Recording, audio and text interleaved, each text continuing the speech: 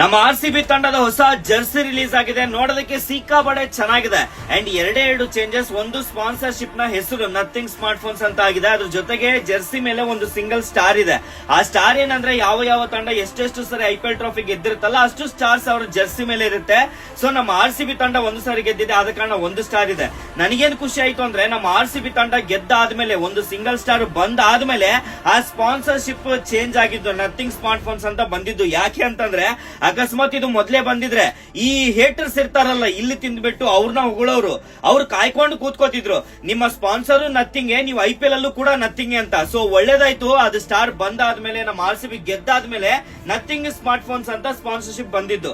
So ನನಗಂತೂ ಸಿಕ್ಕಾಪಟ್ಟೆ ಖುಷಿ ಆಗಿದೆ. ಅಂಡ್ ಹೇಟರ್ಸ್ ಎಲ್ಲ ನೀವು ಉರ್ಕೊಂಡು ಸತ್ತೋಗ್ರಿ, ನಾವೇನು ತಲೆ ಕೆಡ್ಸ್ಕೊಳಲ್ಲ. ಅಂಡ್ ಕಾಯ್ತಾ ಇದೀವಿ ಈ ಸರಿ ನೀವು ಏನ್ ಟ್ರೋಲ್ ಮಾಡ್ತೀರಾ ಅಂತ. ಪಾಪ ಇಷ್ಟು ವರ್ಷ ನೀವು ಗೆದ್ದಿಲ್ಲ ಅಂತಿದ್ರಿ, ಈ ಸರಿ ಏನಂತೀರಾ? ಅಂಡ್ ಯಾರಿಗೆಲ್ಲ ನಮ್ಮ RCB ತಂಡದ ಜರ್ಸಿ ಇಷ್ಟ ಆಯ್ತು ಅಂಡ್ ಯಾರಿಗೆಲ್ಲ ಇಷ್ಟ ಆಗಿಲ್ಲ ನಿಮ್ಮ ಅನಿಸಿಕೆನ ಕಮೆಂಟ್ ಮಾಡಿ. ಹೆಚ್ಚಿನ ಅಪ್ಡೇಟ್ಸ್ ಗಾಗಿ ಹಾಗೆ ಕನ್ಫರ್ಮೇಶನ್ ಗಾಗಿ ನನ್ನ ಫಾಲೋ ಮಾಡಿ, ಮೆಸೇಜ್ ಮಾಡಿ. ಧನ್ಯವಾದಗಳು.